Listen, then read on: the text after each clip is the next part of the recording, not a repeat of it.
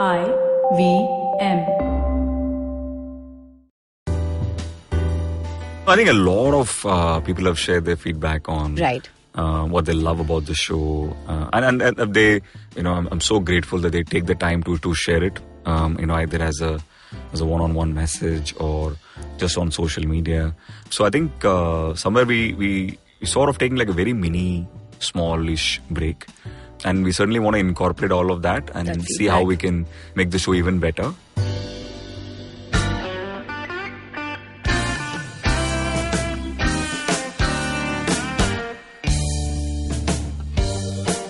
Karthik Nagarajan likes his coffee strong, just like his conversations. This cryptographer turned researcher turned screenwriter turned marketeer strings together the best chats over a cup of strong filter coffee. Coffee is used as a medium for warm and meaningful conversations. Coffee conversations are the kind that leave you with lingering thoughts. Thoughts that have a knack of creeping into moments and experiences that you share. The Filter Koffee Podcast is a show that has multiple such moments. On this episode, Karthik and I take you through the journey of the Filter Koffee Podcast. Together we discuss what happened behind the scenes of these episodes and the prep required to make these happen. We highlight our favorite moments from renowned guests like Krish Ashok, Karthik Srinivasan, Raghu Karnad, Namrata Joshi, Amit Verma, Siddharth Deshmukh, Sachin Kalbag, fellow podcaster Varun Dugirala, and Ronnie Screwala. I would like to summarize this episode with a meme that comes to my mind. You have two options in 2019. Either you go to therapy or start your own podcast. This is Kavita Rajwade, co-founder IVM Podcasts. Welcome, Karthik, to your own show. It's been 8 months to the Filter Koffee Podcast. How do you feel about it? Firstly, I'm glad we survived. We were always going to. Yeah. But, the beginning, it was just so overwhelming as an experience. So I was really not sure if we were doing the right thing, with the right voice. And then, that journey where I was so unsure about every episode that we were discussing. And then I'll have a long conversation with you post and all of that. But I think overall, it's been one of the greatest experiences of my life, for sure. It's like you've given birth to something and then you sort of nourished it for about 8 months. And now you're seeing it in flesh and blood. And that's a very exhilarating feeling. You feel like you've created something.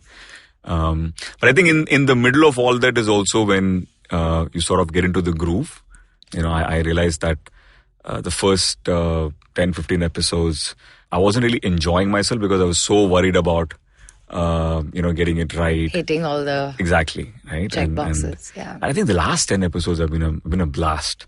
But you'll get better, as you go along. Yeah. I thought you were fine in your first. Is it normal? You have that with every other guest? Do they start enjoying it much later into the journey? Just because I think you've gotten better. And that actually is a process that we're always suggesting that hosts kind of experience along the way. I mean, hosts, You're never going to be, perfect, right? What is that even? The whole perfection is the enemy of good. You can keep waiting for the best take to something. But no, you learn along the way. And I can tell that you're enjoying yourself, because I'm sure now you're walking into a conversation knowing fully well what you want to say and how you want to question and how you want to go about that conversation. But I thought you were perfectly fine, from day one. Really, I thought that. No, I think you're right about this perfection thing, right? It's you want it to limiting. be. It's also you're right. It is very limiting, right? I've seen that the episodes that people have loved are ones where you thought there were a lot of rough edges, right? And you probably needed some editing chops, right? And I'm, correct me if I'm wrong, this is one of the least edited shows, I'm assuming, right? Overall, it's absolutely the flow of conversations are great. Isn't that what everyone who's tweeting at you is saying to you, Karthik? That's what I'm saying. Yeah.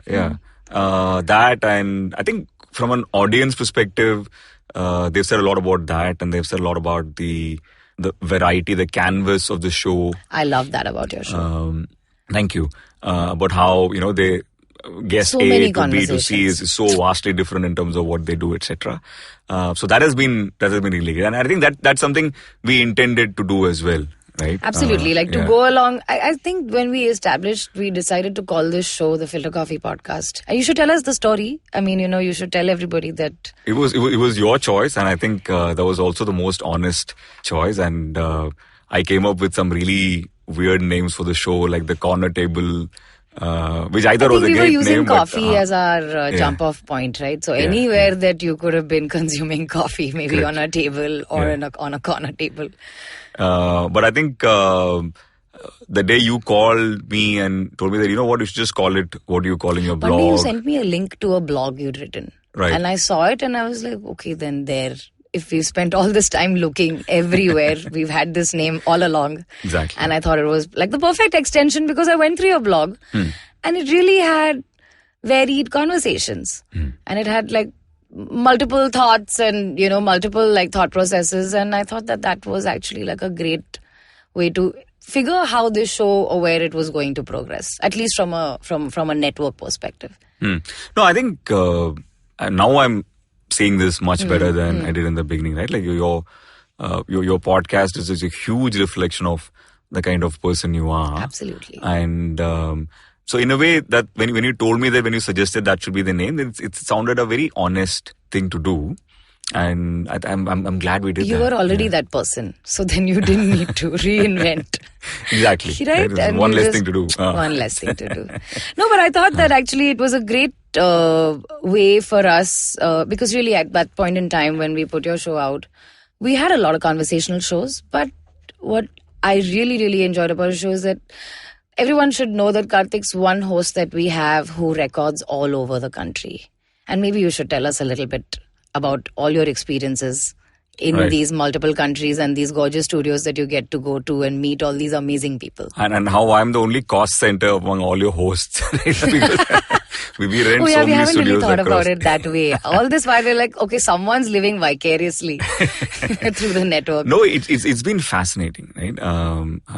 By the way, someone tweeted to me the other day saying that I use the word fascinating a lot. A lot. And it's then another F word, which we don't need to beep out. Yes. And I think the last 2-3 episodes I've been super conscious about it and I stopped using it entirely. No, but the experience of recording across the country, I think we do that because of my mad travel schedule. And also the guests on the show are from varied areas, right? They're not from any one particular the fact industry. that you travel and then you're in these cities allows us to reach out to these people in these cities. Yeah, so we've done a lot of recordings in Chennai, and I'd say it's an iconic studio as well. I think it's home to Kadri Gopalnath, who's the saxophone artist. I love enjoying in the studio. In Delhi, I think we recorded in a couple of places, and then there's a lot of stuff we've done in Bangalore, which has also been, some of the Bangalore episodes have also been our most listened to episodes actually. Like tell us, which ones? Krish Ashok probably, and the first episode with Nishant. But after that, Krish and Karthik Srinivasan and Ramesh Srivas, they've been probably some of the most listened to, which is not surprising given the traction they have on social media. But yeah, they've all been, and every studio has a different vibe to it. You're absolutely right. And it's a different energy in it, etc. So that way, I guess I'm really, really lucky. Yeah, that is true. I think that's, I keep telling everybody is like, the nature of this show kind of is this, if nothing, we have voices from multiple cities.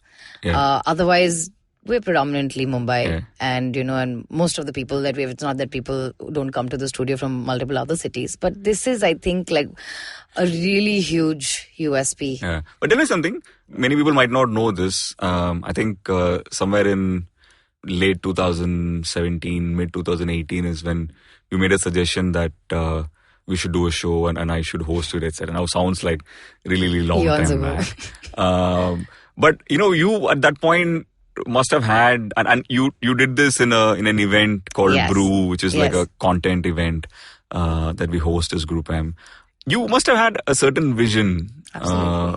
Is this close to that, or is it vastly different from that? No, actually. So I'll tell you what, right? When we first met you, and this is, at IVM, even if someone asks us, how do we make shows or how do we find podcast hosts or how does that happen, right? There are multiple approaches. There's no one answer to that. Sometimes we meet very interesting people and we design shows around them. Then we have great ideas and then we cast accordingly. Sometimes we meet with great people that could make for great guests. And sometimes if we don't have shows to cater to that kind of conversation, then I'll come back and find a way to build a show that can then have that kind of guest formatting. I think where you were concerned when we first met you, we really clearly thought that, okay, here is a guy who makes some great conversations. And is there a way to then develop and design a podcast idea around his personality, around your personality? And that's an ever-evolving process. That's a process where really, and if you remember any of our earlier conversations about, I would keep telling you, Karthik, it's about finding your voice. Yeah. Because it's an extension of who you are. Everyone has a great 10-minute spiel. The real conversation starts after that. Yes. Are you someone who can capture that? And I saw you having all those conversations on stage while we, waited our turn. But that was where it kind of came from. I was like, whichever direction this show goes into, as long as you have a great conversationalist host, you've got most.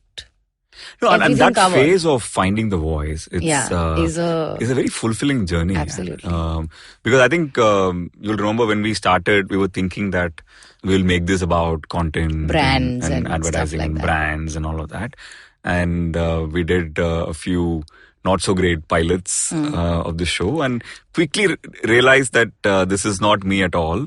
Then what you just said in terms of that probably it needs to be a little bit more all over the place and slightly more freewheeling, not about any one that was particular also thing. probably like the second time we were meeting you. The more we met you and the more we hung out with you is when we discovered that you had so many more interests and looked like somebody who wanted to have progressive conversations within those categories. And so that was a very, it was an evolution of a thought that I was like, okay, as long as you're hosting a show, right?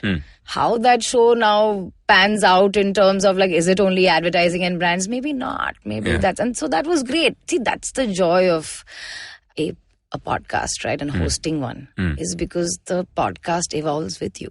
Yeah. The people are on this journey with you.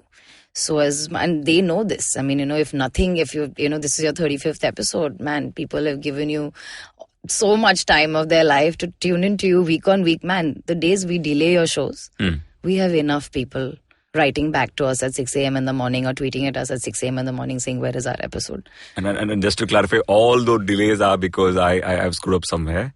Or I was late on recording something. But yeah, you've been extremely patient with this entire crazy schedule. That's also because, we know you're scared. We know you're scared. At the same time, we have to make things happen for you. Right. If nothing, you have a crazy 25-hour day job. I'm sure like many of your hosts do. And but that's why... but this finding the voice thing, I think my initial fascination in this journey was I'm extremely lucky to meet so many interesting minds in any given day, right? Especially because I'm part of this industry. And somewhere I was just wondering it'll be great if we could capture all of those conversations which I was having over coffee or by the water cooler or on the corridor or over a drink. And I think that's what the show has become, right? In a way, it's become those great conversations we used to have. So I think in that sense, if I had to do it again, I don't think I would have given this any other hue at all. Right? Absolutely, right? Yeah. No, tell us a little more about, you're talking about this finding your voice thing and, figuring out the perfect conversations to put out there. At the same time, they sound as organic as organic could be, right? I could really be sitting on like the other table listening to this, and maybe you are having this conversation in a coffee shop, and that's like the joy of the experience of listening to this show. So tell us like a little bit about like what has it like done for you personally? I think one level, of course, is you're certainly better off from just a worldview perspective. But I think that's true for every listener of IVM, right? I think you listen to your podcast, you listen to a podcast and you become, a little bit more intelligent, a little bit more world aware, a little bit more woke, as the case may be, right? So that certainly is. But this has also given me, you need to be extremely disciplined, which I am certainly not. To have a show, and you have to be very organized in your thoughts, right? I think one thing I've realized is it's one thing to prepare for a show, but it's another one to actually make sure that the show is interesting. Absolutely. Because you have to stay more in the present, look out for opportunities in a conversation. And really be there and be mindful in that conversation. Exactly. And jump in when you have to and shut the up when you shouldn't. Don't want to really interrupt a flow. Exactly. So I've become more self-aware, I would say. And I've learned to listen differently and anticipate and just be more in the present than I am in my real life, right? So I think that is certainly one. And but mostly it's just been, at least the second half of this. Satisfying experience. And an extremely joyous one. Yeah, right. Yeah, I guess it does that to you. I think you're right. I think, going back to the first point you made, I think the bestest compliment we've gotten at IVM is that we make people intelligent for free. And like it's how? courtesy all these hosts we have, right? That just bring all these champion points that should have been discussed at some point in time. And but that's nice to hear because we're always, every pod has a story, right? Yeah. And that's something that we kind of try and develop with almost everybody. But it's nice that when you go through this ever evolving personal evolution process through the show, to actually quickly go on to the next question that I have for you. What has the audience feedback been for you? In the sense that, and I know this, that you speak at a lot of events. I know that you're meeting a lot of people professionally. You obviously have friends all over the country and outside. And, what have all your friends, so what have they had to say to you? It's very humbling when someone walks up and says that, I listen to your podcast, right? Complete strangers. Yeah. And a year back, I wouldn't have known how it felt. And every time someone says this, it's such a joy that someone has invested 30, 40 minutes in listening to an episode of something you put out. It's, I think it's something that all creators enjoy. So it's not different, but it's certainly new for me. But, I also realized one thing. My sense of how an episode went is not at all on the same page as what the audience thinks, right? You remember this one episode which I recorded where, the guest was so precise and brief. And to the point. And I was like, oh, that's all? I thought you were going to add 2 more sentences to that answer sort of thing. And to a point, suddenly I was just in the middle. I wasn't really sure where this conversation was going. And, I remember I sent you the link and then, asked you to listen and tell me what you thought of it. But a bunch of people got back to me, that Thursday saying, this is the best episode they've heard, right? They've ever heard in the entire show, right? So that I realized that somewhere, and it goes back to your point about perfection. I think sometimes the rough edges actually the paralysis by analysis. Yeah. You can be deeply parallel. And I'm doing that all the time, right? Yeah. Most of the times with hosts who are just like, I don't know, I'm a little unsure of this or I'm not as confident as I really would ideally like to be or whatever. Right. And we know this and this comes now from, again, it's just this about your own show. Now imagine this about multiple hosts and multiple shows and how they are. We get feedback absolutely on episodes where we've also thought really this could have been so much better. And then you get this standing ovation and you're just like, okay, wait, did we miss something here? Exactly. That happens. Yeah. So I've stopped judging episodes on my scale. So clearly I'm not a reflection of what the audience think. But I think there are some episodes where people have really come back to me saying, this blew their mind. Tell us some. I think the one with Amit Verma, and obviously it has to be, it's because it's Amit. Podcast crossover. Yeah. And especially because a lot of people have not heard Amit speak about sport and especially poker. His love for poker. And, analytics from that perspective. So the math of sport is, I think, is what we call that episode. That was a big buzz generator. I think Krish Ashok's episode, simply because of I love listening to it. I don't listen to too many of them. But that I love listening. No, it was great to put a voice because, for people like us in Bombay, I follow him on Twitter. That's all I know about him. So it was nice to hear him speak about so many things, right? Yeah. Like putting a voice to otherwise somebody that you pretty much only read. Right. Any other episodes? I mean, you've done 34. I mean, clearly... There's definitely the one with Ramesh Srivatsa was very, very well. That was one received. laugh riot. There was not one steady moment in that. Correct. It was a laugh riot, but it was also, if you have listened to this episode, anybody who's listened to this episode, I think if you go back and listen to it again, you will find these little sentences of absolute profundity, that he brings out, right? Which Do you remember any? It just makes you think. This is one time he said that, I think I don't know in what context, we were talking about politics and politicians, and I was saying that we are being very unfair to politicians, to which, he came back and said it's a risk versus reward piece. So, you stand to win so much. It's a simple thing. It's an obvious thing, but I never thought of it that way until he said it. And he also said that the opposite of being famous is not being notorious, is just being lost in the horizon. Right?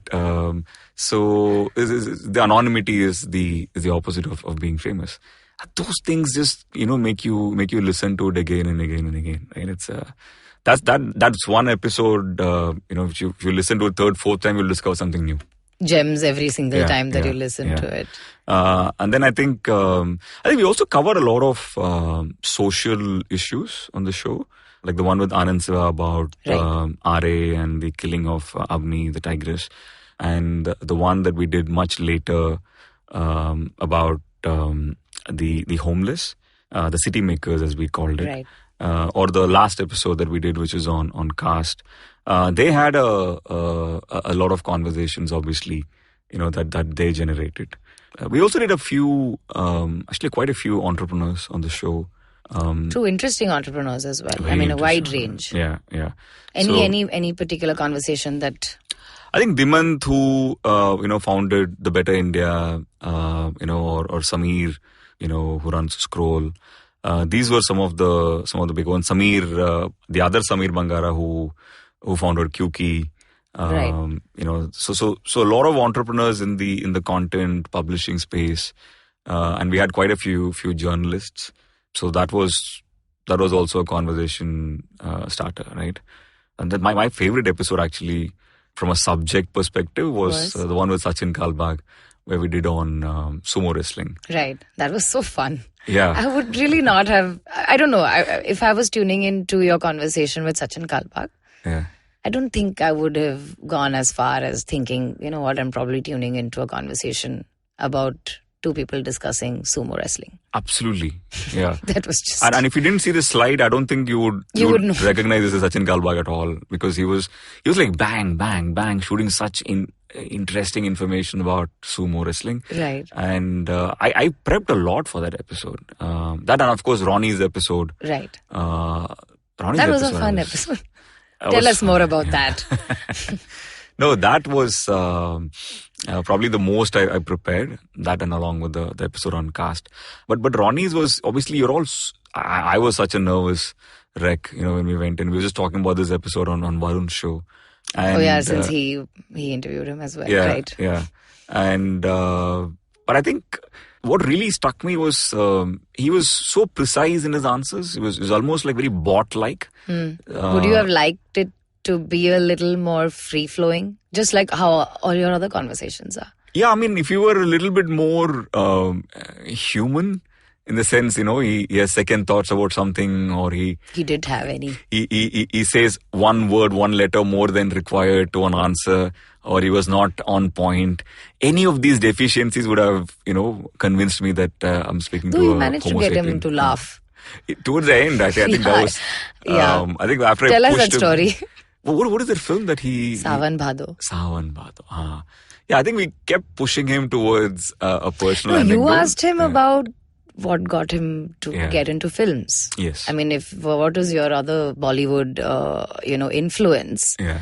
And he said that the movie that I have probably watched the most was Sawan Bhado, and that's also because he lived in Grant Road. Yeah. And he had like some premium access to a theatre close by. And that's why he watched it. And his intention of watching the film was not actually was not the film at all. It was the company. Right. And so that I thought was finally, after 35 minutes into the episode, we unearthed one little personal moment from him. That's true. Nothing, I mean, in the sense that, what about your, I thought your Ramki conversation was, I mean, I'm a big cricket fan. And, that Virendra Sehwag story that he mentioned was so cool. Oh, it was extraordinary. Yeah. I mean, tell us, I mean, you're a cricket fan as well. What was it like to talk to him? No, see, Ramki, and that's the other thing about the show, right? Most of these people are people I know reasonably well in real life. So Ramki, I've been dying to get him onto some public forum and talk about. I think he's one of the best known, interesting, fascinating secrets we have in this country, like what he's done with the Indian cricket team and analytics, etc. And those moments, he just mentions it so humbly that I gave Virendra Sehwag a piece of feedback on his stance and his positions, and he scored a triple century, and then he dedicated it to me. Like, he says it like, it's Tuesday. It happens every day or something. So no, actually, or maybe that's not what he really meant. That's clearly not. But wow, what a big moment. Yeah. So there was so many, and I think there's also one of those really, really long episodes, because it was also, I think, the second or the third episode. It was the second episode, yes. Oh yeah. And I had absolutely no idea how to cut short a conversation. So I just, and the conversation was so interesting. So we kept going on and on and on. Yeah, so that was... we have had a lot of great women on the show. Do you want to tell us something about that? In such interesting spaces, right? Yeah. I think Sanchita's episode on... she's been a friend for many years. And the moment I sort of understood finally what she's been doing lately, which is, managing wealth for the richest segment. I thought that was really, really fascinating. I was like, you know what, we should do a show, right? So that was interesting. And Namrata Joshi is certainly one of my most favorite film critics, because she brings in such a realistic point of view to cinema. And she's one of those people who understands that it's not really about reviewing the film for itself, but putting it in context of what's happening in the society, the timing of it, what is the film wanting, what is it about, right?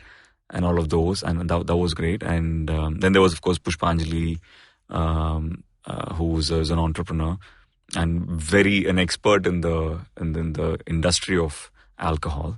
And the communication around it, right? And the communication around it. I remember she spoke about, like, how is it that all whiskey ads have men as model. It's like women don't drink whiskey at all. Exactly. And she also talked about how most of the whiskeys in India are actually rums, chemically speaking. Yeah. And it's just designed for an Indian palate that way. We had a couple of good alcohol episodes, that and then Prateek's one on wine. Right. Which are the ones you enjoyed? I really enjoyed your Nishant episode. Of course, that was the first one. I was here while you were recording that. So for me, like, that experience was just one of those, like, what a fun conversation to have sat through. I watch films or whatever, but, he made a couple of points that really made me go back and look deeper into what he was trying to get at. Like, for example, when he mentioned how Andhadhun was, Hindi cinema's first Malayalam film. And what does that mean? And so that was great. I mean, just very insightful, because you're suddenly looking at some certain points. It's like, oh hell, I did not see it that way at all. I thought your Ramki episode where he mentioned this whole Sehwag story was great. Another personal favorite actually was the Karthik Srinivasan's episode, because this whole driving brand you and who you are and how you're supposed to communicate or what you should ideally be doing was very, very insightful, especially in our times right now. There's so much general social media stimuli. There's always projection. It's always about positioning and this, that, the other. And so what he spoke about in multiple ways was very, very insightful. I also love the fact that, he's such a big music fan, and he spoke about so many other things the fact that he writes a weekly musical blog recommending music from all states, through all languages. And that one big statement, I'm a big music fan, and it was great to have someone else say that you should, if you live in a country like ours, we should be listening to music. We should be a language agnostic music country. If we can spend our time listening to a Spanish Despacito, there is no reason why I need not know, A.R. Rahman's latest Malayalam hit maybe. Or, maybe like the latest Bengali song. Yeah. He asked you to actually, he recommended that you should listen to Sairat's, Yes. OST. Did you? I did, man. I don't know. I'm not a fan. Not a fan. But I love the film and everything else. But yeah, I don't think I've told him that. But I think it was good. Don't get me wrong. I know you love it. They went to the New York Symphony Orchestra to record those 4 songs. So, I mean, it's probably one of the most beautifully produced albums. Absolutely. You clearly don't agree, but we will leave it at that. Anything else that you want to, of course, we're taking a tiny break. You're going to be back. Obviously more, I don't even want to say that whether you're going to be more prepared than what you already are. So what should we look forward to when you come back from this break? No, I think a lot of people have shared their feedback on what they love about the show. And they, I'm so grateful that they take the time to share it, either as a one-on-one message or just on social media. So I think somewhere we sort of taking like a very mini, smallish break. And we certainly want to incorporate all of that and see how we can make the show even better than what it is right now. And that's pretty much it. And also, I think like when we were discussing it, the other feedback that I got often is, I think on an average, usual listener to the show has listened to about 15, 20 different episodes of the show. So there's certainly a lot more that they probably have missed for various reasons.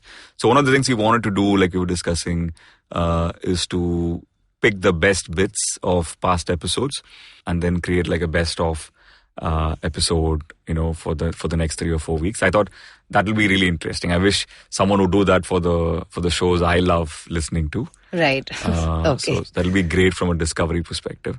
So I would assume that if you're listening to the show, there's so much to look forward to in these next 3-4 weeks as well, right? Interesting that, maybe that's also a great time for you to, ask fans, listeners to recommend, maybe if they have people that they would love to hear on your show, it'll give us a great insight into, how they perceive these conversations, right? Because these guest recommendations are very insightful. Absolutely. In fact, that is something... Anybody that you have, that you did, that you had on the show that came purely from, from listener feedback or a listener recommendation? Not yet. Okay. But I think that's one of the other kinds of feedback we've had a lot, right?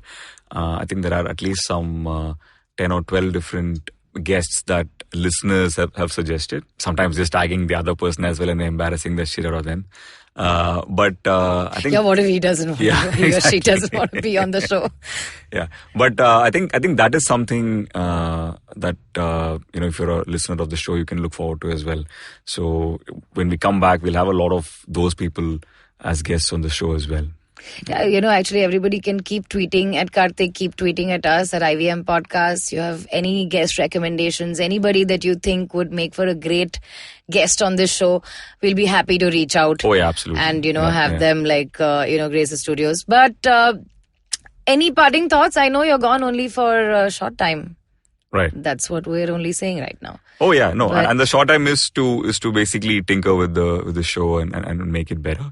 I think some of the feedbacks have been great, especially are very actionable, right? Like for example, I think people certainly loved the fact that we had a lot of authors on the show. Yes, a lot of guests who just released a book, like Raghu Karnad had released a book, of course, a few months before. We did the show.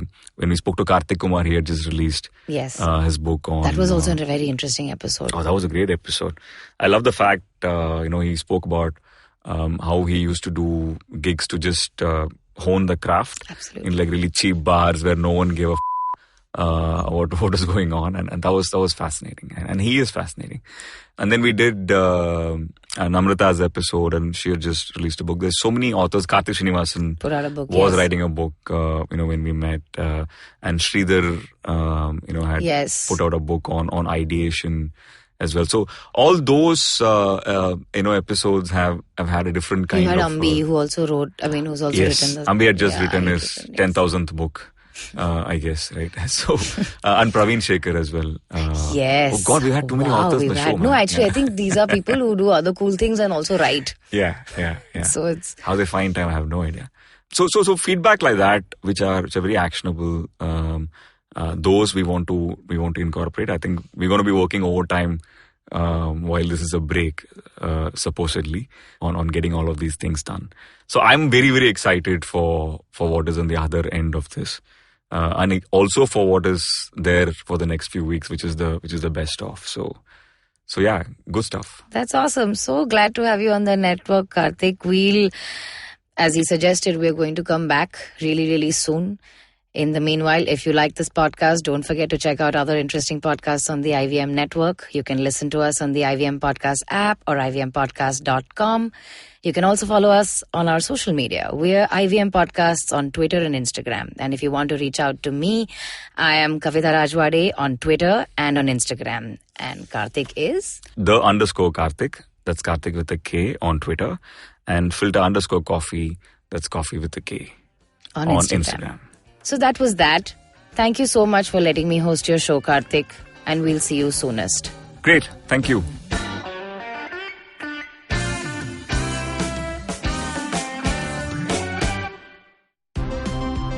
Look! Up in the internet! It's a meme! No! It's a cat video! No! It's the Geek Fruit Podcast! That's right, we interrupt this riveting broadcast to tell you about our show, the Geek Fruit Podcast, where Tejas, Dinkar, and I, Jishnu, talk about everything in pop culture, including DC, Marvel, Star Wars, Netflix, and everything in between. You know how your friends hate it when you ramble about some nerdy crap and you just want somebody to listen to you? Well, sorry, there's nothing we can do about that, but come listen to us ramble and it'll almost be like the real thing. Kind of. Listen to new episodes of the Geek Fruit Podcast every Monday and the Geek Fruit Bulletin every Thursday on iTunes, Google Podcasts, the IVM app, or wherever you listen to podcasts. Happy listening, you nerds.